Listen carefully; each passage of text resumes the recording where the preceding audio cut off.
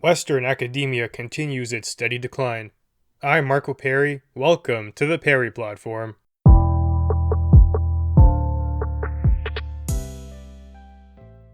We've talked before about individual instances of academic institutions across the West, including Canada, America, and Europe, degrading, and today I have a couple more examples to share. Fundamentally, what I'm trying to do is just raise awareness as to how deep bad ideas have penetrated this once great institution. These used to be symbols of free speech, democracy, advancement, equality, truly, in the finest sense of the word, but now they've devolved into diversity, equity, inclusion breeding grounds for woke people. I was debating whether to call this phenomenon the far left intrusion into academia and beloved institutions, but I'm beginning to wonder if it really is the fringe left. This seems to have become more the mainstream leftist opinion, and the word woke does encapsulate that better than just saying far left. When I say far left, people might think it's just something to not be concerned about, something far away, at the outskirts of rationality, but it's seeping in and it's seeping in quick. These woke ideas that are often not rooted in logic get implemented, and people are too afraid to question them. This is just the public trend right now. This is where people feel comfortable. They do argue that they're against things like discrimination, but then they'll use that tool to fit their agenda. Now, I'll begin with this. The National Post reports that an award-winning Canadian scientist said he has been refused 2 federal government grants for his research on the grounds of a quote-unquote lack of diversity, even though, and get this, that researcher is from India, and he's reportedly suffered racism throughout his life. I'm certainly going to butcher this, but his name is Patanjali Kambhampati. I'm going to call him Professor Patanjali.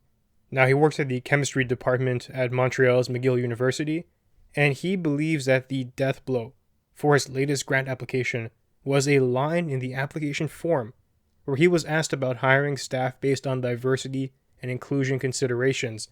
He says that his mistake was maintaining that he would hire based on merit, and that goes for any assistant that he looks at. He wants someone who is qualified, regardless of their identity. To him, it's not a factor to even think about.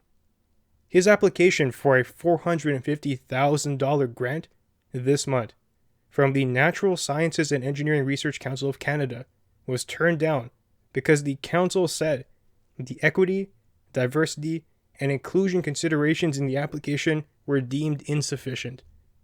Wow. How crazy is that? You have a professor who tells you that he's going to hire the best candidates possible. He's doing great research. He's an award-winning scientist.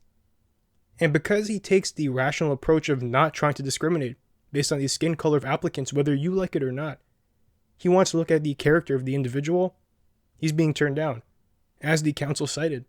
That's the reason why he was shut down, because he didn't fulfill these arbitrary DIE considerations. And keep in mind too, they're saying this to an immigrant Indian man.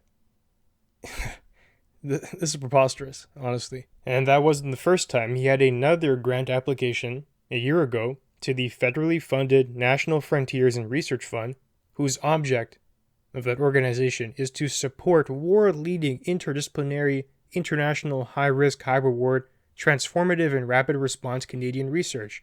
And why was he shut down there? Well, based on similar grounds as the most recent one.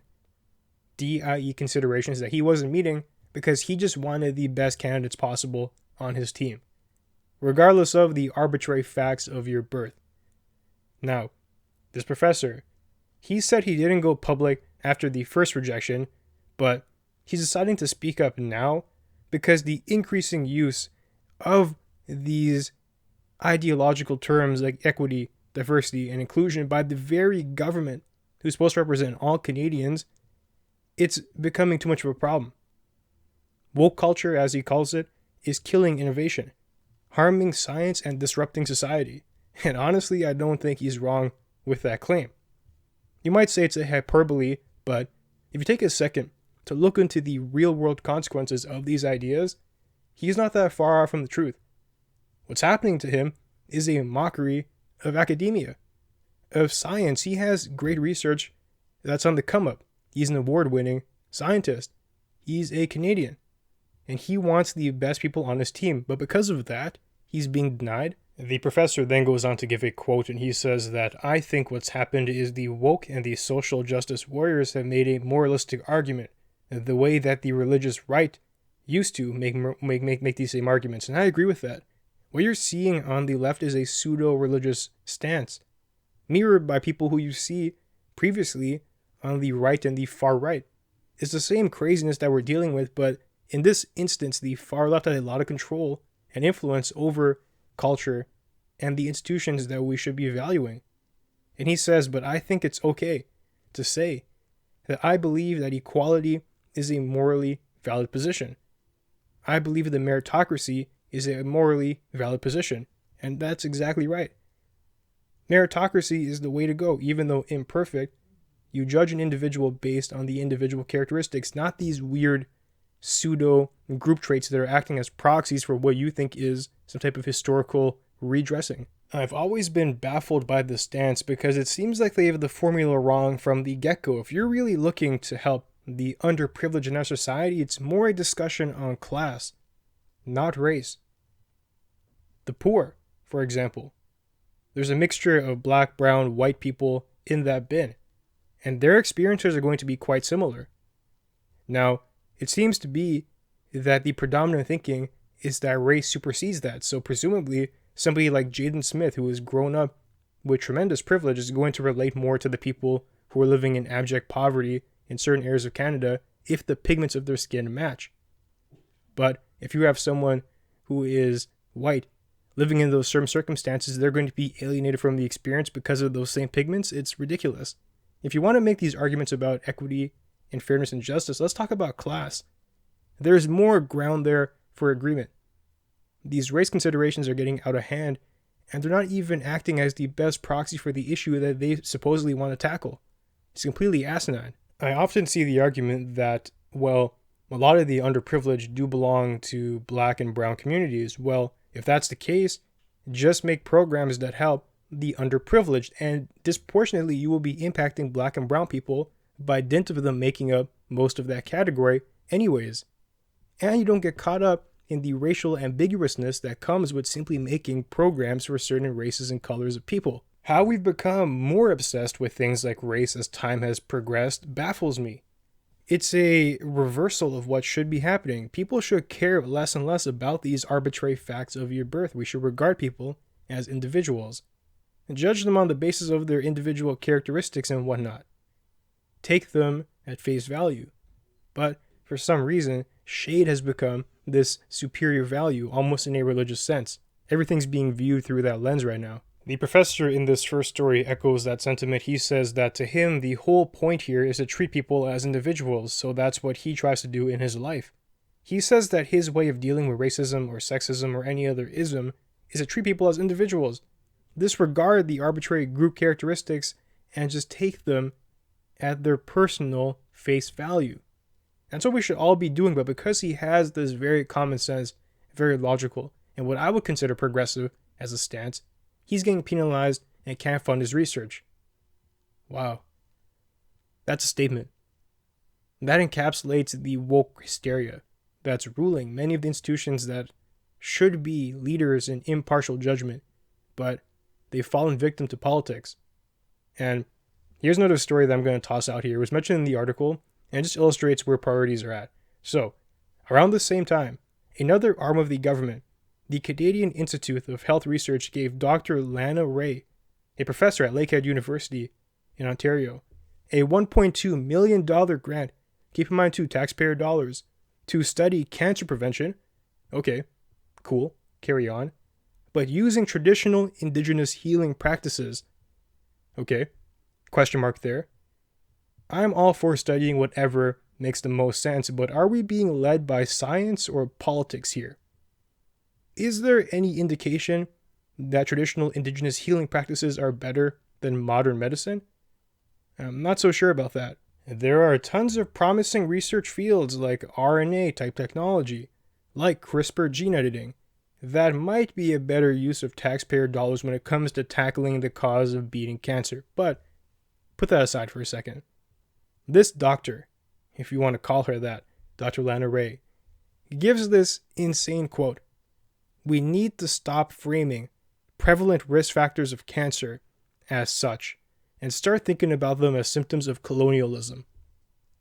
Okay, if you had any doubts about this individual and this research, that should be the nail in the coffin for you. We're talking about symptoms of cancer not as scientific realities, but as symptoms of colonialism. And this is very funny to me because that's the pattern of woke thinking. Climate change, product of colonialism.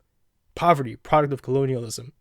Basically any issue, product of colonialism, ignoring the fact that these things have existed prior to colonialism. Did poverty and disease and fighting and war start in the 1600s? No, that's not the case. But these ignorant individuals are very quick to give that as the answer, and they're acting as if it's unquestionable. So we're giving over $1 million of taxpayer dollars that is supposed to be funding research to an individual who's going to be looking into cancer symptoms as a product of colonialism. Wow. Astounding. And now the next story I'll toss out here also comes from the National Post, and it reports that a teachers' union in Southern Ontario has decided that if not enough minority members of the board are present, votes will be weighed to further represent the minority members. So, this new system, aimed at improving the representation of Indigenous, Black, and racialized teachers in the union's decision-making process, will ensure that there's always going to be a representation of 50% of the vote for those groups. So what's that mean? Well, let's say you have 20 individuals here who are voting on a particular subject, and 15 of them have not self-identified as racialized, Black, or Indigenous. So basically they're white, 15 white people. And you have 5 who are racialized, Black, or Indigenous. Well, what they're going to do is look at that and say, well, you 15 white people, your vote isn't going to count as one vote anymore. These 5 racialized people, we're going to hold their vote in a higher regard, and we're going to weigh them so they're equal. So these 5 racialized people, their 5 votes are going to be equivalent to your 15 white people votes. Insanity. Pure, unadulterated insanity. Replace the white people in this situation with any other group, and it's a clear-cut situation of discriminatory and racism, literally. But because it's popular to use those tools against the white man in today's world, it's going to be accepted. This is insane, and it does make me wonder how no one has spoken up about this. Well, the answer seems to be that it's easier to go with the flow, and the flow is very woke in today's world. And people often wonder, wow, how could individuals of the past have gone with these crazy ideas, these atrocities? Well, look at yourselves and what you're doing, and the policies that you're implementing. Would these be considered fair? Are these truly equitable? I think not. They're using all the same tactics, but they're wrapped up in a shiny wallpaper that you're cool with. If you're against discrimination, you should be against it in all its forms. Like, many people will parrot, but when it comes to their actions like this, it paints a different picture. It's insanity. And then we're going to talk more about why it's a bad idea in a second, but I'll just put this out here. So, this system applies to one local bargaining unit located in the Halton region of the larger Ontario Secondary School Teachers Federation. This local unit represents roughly 1,400 teachers and staff, and the motion was proposed in June, and it passed with the support of 68% of its delegates. Wow. Almost 70% of these delegates thought that's a good idea. They thought this was some great thing to implement. I'm at a loss for words for the people who hold power in our society. You're telling me that not even half of the individuals there have the courage and the wherewithal to stand up against this blatantly stupid idea? As we laid out, it's clearly a discriminatory and racist practice, but is just wrapped up in a flavor that these individuals like. It's against the right group, basically. Second, it goes against many of the core values that we're supposed to be holding as a Western society, like one person, one vote. Nobody's vote is greater than another's, all equal in the eyes of the law. Now, of course, it's not a courtroom, but the same principle applies here. People are not being regarded as equal individuals. Some people are being weighed more than others, basically saying that their opinion is worth more simply due to the pigmentation of their skin. Craziness. And that's at a school board. So it makes you wonder what they're going to be teaching your children about. And of course, right now, okay, it's local to one bargaining unit, but if you think that's not going to spread, you're crazy. This is going to move around if it's not combated against and spoken up to.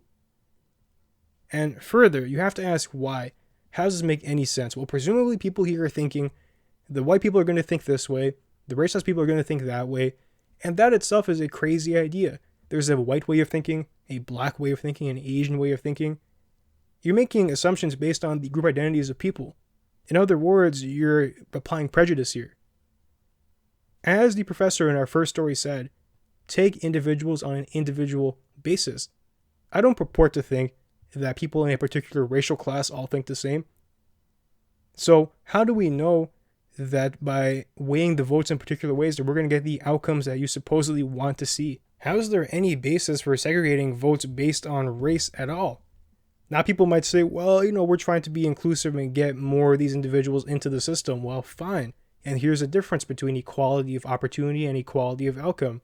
Give everyone the opportunity to be a member of the board. Enable individuals back to the class discussion who are underprivileged and might need resources. And that's not solely based on skin color. It's a class issue. And hopefully the results will flow from that. But what's happening here is we're trying to force an outcome in stupid ways. We're reverting back to racial essentialism. And if we think that's going to do any good for our society, we're living in la la land. To tell people that something like their race should be a predominant factor in their decision making. It should be a predominant factor in their identity. This is going to result in things like the far right gaining more power and the far left ramping up equally. And people are being forced to balkanize and find these in-groups. It's insane. As I've laid out, our goal should be getting past race. It should be looking at people as individuals. It should not be boiling them down to these arbitrary factors of their birth and presuming that these things actually matter. What matters is you, and your personality, and your character. But we've fallen so far from that idea back into a tribalist way of thinking, and it's going to do no good for anyone. Just wait. These woke ideas are infectious, and people are going to start waking up when it's too late. If you want people to deeply identify with things like their race and their gender and bring back some of the discriminatory, awful stances and perceptions of the past, this is a great way to do it. Have some courage and speak up against blatant idiocy when you see it. And if you can't muster up the strength to do it for yourself, do it for the future generations of Canada. Do it for the vision of this country that you believe in. Do it for perhaps your family and unborn members who will be inheriting what we've created here. If we think that racial essentialism is going to be the blueprint for a productive, cohesive society heading into the future, we're all delusional.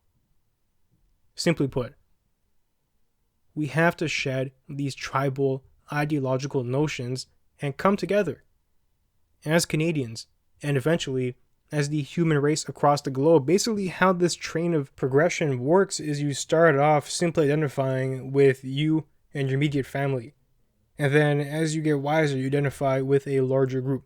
Maybe at this point you're talking about your racial group members. And then you can move beyond that into your village or your tribe with other villages and tribes, and you learn to cooperate. And that keeps expanding.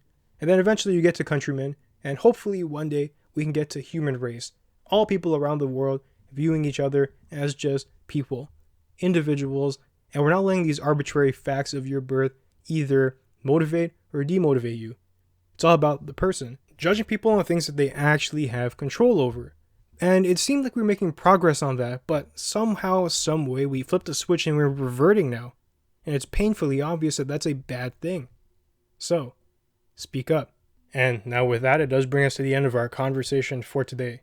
If you enjoyed the content, be sure to leave a review and share. That'll help us grow. And you can find me online at perryplatform.org and on social media at perryplatform. Thanks for joining me, and I'll see you soon.